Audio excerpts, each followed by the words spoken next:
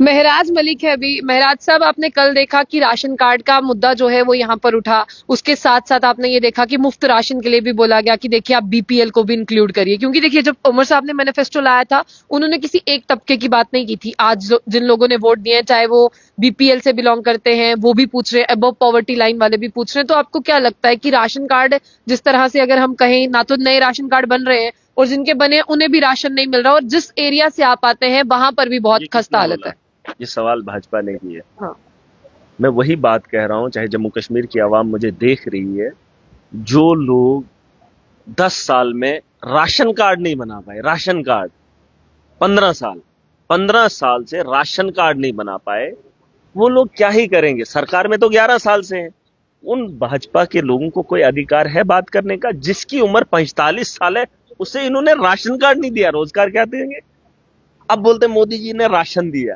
और कितने गुण गाओगे भाई? अपनी कमजोरियां भी बताओ। एलजी था, मोदी था, सरकार थी, 2011 में सेंसस होनी थी, 21 में सर्वे होना था, लेकिन आपने सेंसस ही नहीं की।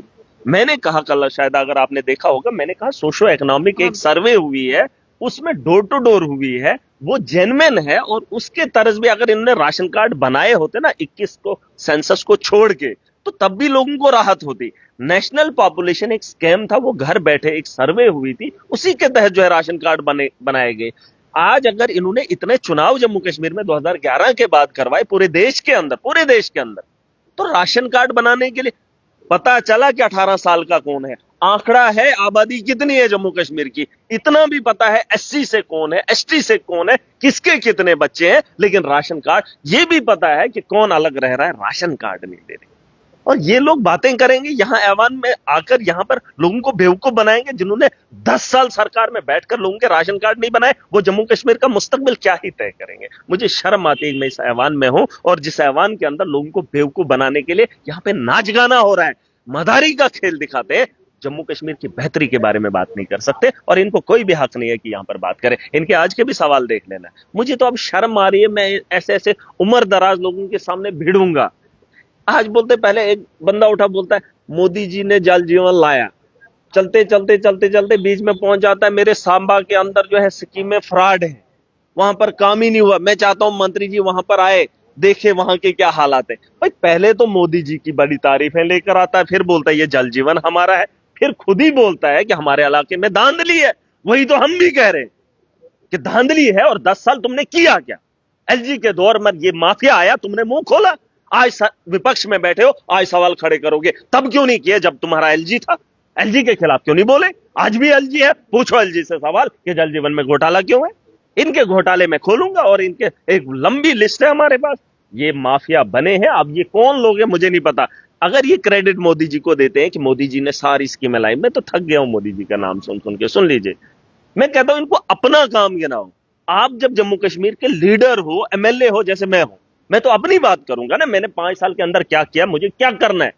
भाई आप भी बताओ ना, आपने क्या करना है? मोदी जी का नाम लेते हैं, मुझे बताओ जो भाजपा ने करप्शन की है, भाजपा के नेताओं ने, उसका थोपड़ा किसको थपा दूं, उसका जिम्मा किसको ठहराऊं?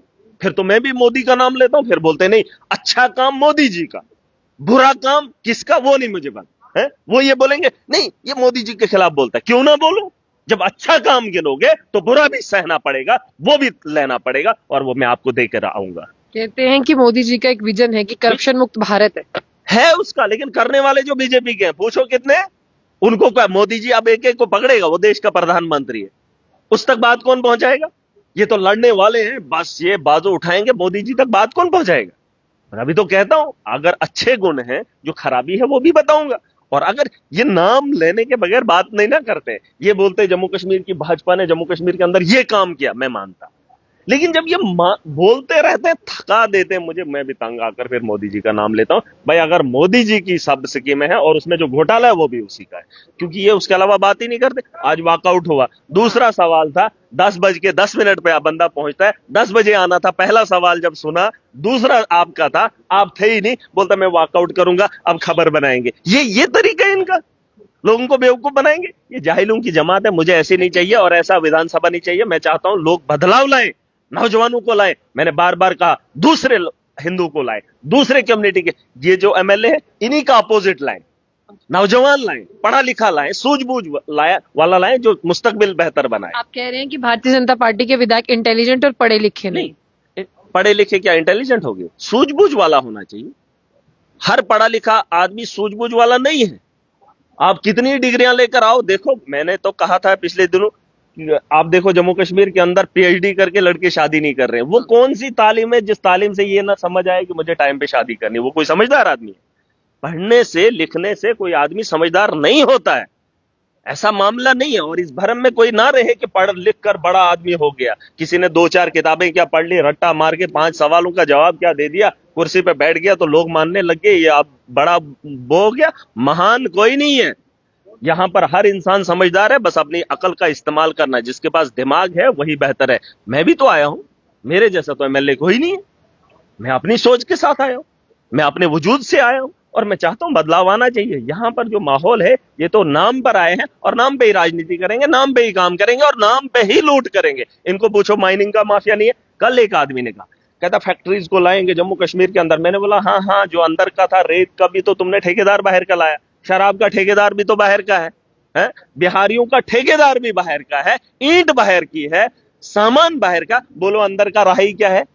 ये चाहते ही नहीं है, घर को लुटवा रहे हैं, बस बोलना ही बोलना। ये चीजें अच्छी नहीं लगती। एक सवाल, जो बाहर से यहाँ पर ठेकेदार आ रहे हैं, आपको क्या लगता है सबसे ज्यादा फायदा किसको होगा? देखिए, मैंने आपको अगर याद होगा जब मैं असेंबली के अंदर पहली बार आया था यहाँ पर जम्मू के अंदर, मैंने एक बात बोली है, 370 से क्या नुकसान हुआ है मुझे नहीं पता है, लेकिन इतना मैं जरूर कह सकता हूँ, सर्कुलेशन ऑफ मनी, ये जो सर्कुलेशन ऑफ मनी है वो ठप हुआ है। क्योंकि अगर जम्मू के आदमी के पास पैसा होता तो जम्मू के इर्द गिर्द घूमता, क्योंकि जब बाहर का आदमी वो हमारी रेत बेचकर जो है पैसा बाहर ले रहा है।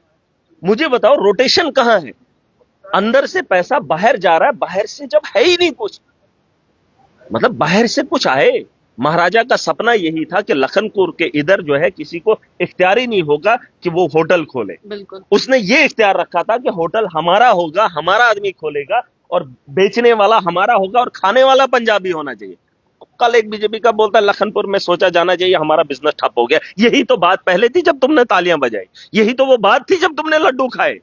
आज बोल रहे हो बिजनेस ठप हो गया, भट्ठे बैठ गए, ईंट नहीं बिक रही है, हमारा माल नहीं बिक रहा, वेयर हाउस चले जाइए या यहाँ कनक मंडी चले जाइए या रघुनाथ बाजार चले जाइए, कोई टूरिस्ट नहीं है वहां पे। आज ट्रेन भी मैं देख रहा था, रोहल्ला साहब बात कर रहे थे कल की बात, उसने कहा कि ट्रेन उधर क्यों रुक रही है, सीधा बाईपास ही ले जाओ। अरे इन्होंने कभी मुंह खोला है जम्मू लाओ?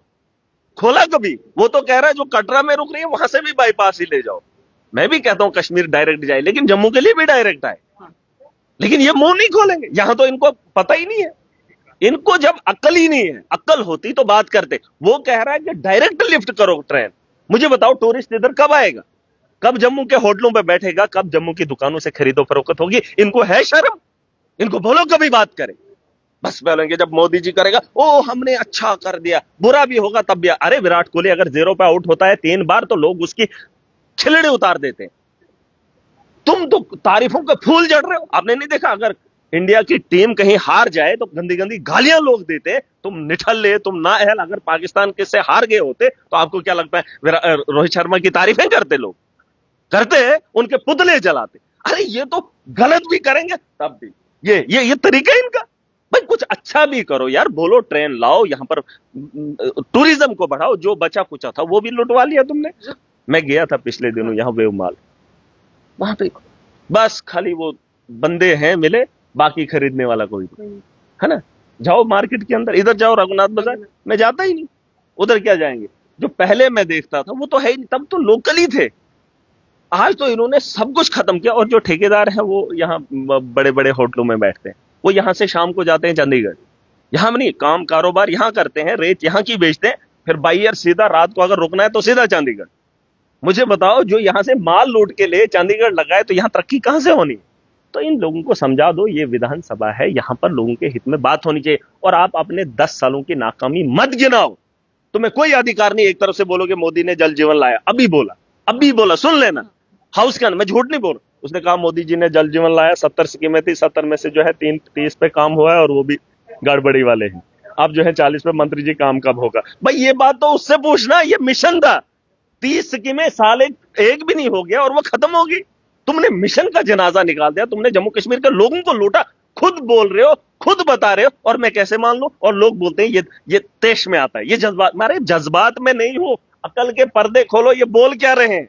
इनके सवाल सुनो और सरकार से जवाब मांग रहे हैं 4 महीने में। मंत्री जी आप विजिट करना, वहां पे धांधली है। आप बोल रहे हैं मंत्री जी यहां पर हमारी दुकानों को उजाड़ा जा रहा, हमारे लोगों को। किसने?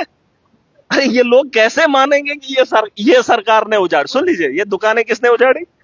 ये लोगों को बर्बाद किसने किया? अब ये बोल रहे हम ये वॉकआउट करेंगे, हम ये करें। नहीं, मुझे बताओ तोड़वाया किसने, उठवाया किसने, जनाजा किसने निकाला? और तुम इतनी भी शर्म नहीं इनको कि अपना ही मुंह गंदा कर रहे हैं। मतलब खुद करेंगे, खुद ही बोलेंगे नहीं जी हमें नहीं पता है, ये देख लो क्या है। ये वो कहते हैं 5 महीने हो गए सरकार को, अब सरकार ही हमें दे। देखिए मैं वही कह रहा हूं, इनको बोलने का कोई अधिकार नहीं। पुरानी बातें ना दोहराए, बीजेपी पुरानी बातें ना दोहराए, और ना उनको दोहराने की इजाजत नहीं है। वरना आज तो शांति है। हाँ। आज इनके सवाल है, मैं चाहता हूं मीडिया के जितने भी लोग हैं इनके सवाल उठा के देख लेना। अभी एक आदमी ने कहा, कल की वीडियो में किसी ने, मुझे एमएलए उसका नाम नहीं याद, उसने कहा मैंने सतीश शर्मा जी को एक चिट्ठी लिखी थी 4 महीने पहले, अभी तक जवाब नहीं आया। अरे तुमने तो 10 साल किसी की सुनी ही नहीं, तुम जवाब सरकार से क्या मांग रहे हो? क्या मांगेंगे? हमने तो मरहम लगाना चाहे। ये जम्मू कश्मीर हमारा है, अपने को अपनों का दर्द होता है। तुमने तो यहां लुटवा के बेच दिया। तकलीफ इनको भी है, मगर प्रॉब्लम यही है, क्या करें उसमें, क्या करें। शुक्रिया। तो फिलहाल महराज मलिक थे हमारे साथ। चाहे राशन कार्ड का मुद्दा हो, चाहे टूरिज्म हो, चाहे जो ट्रेन यहाँ से सीधा दिल्ली जाएगी, उन सब चीजों को लेकर जम्मू को कितने नुकसान है, ये सारे महराज मलिक को जुबानी याद है। लेकिन महराज मलिक चाहते हैं कि भारतीय जनता पार्टी के विधायक भी जो है वो बाहर आए और भारतीय जनता पार्टी के विधायक भी कहें कि जम्मू को क्या मिल रहा है और जम्मू में किस तरह से टूरिज्म का जनाजा जो है वो निकाला जा रहा है।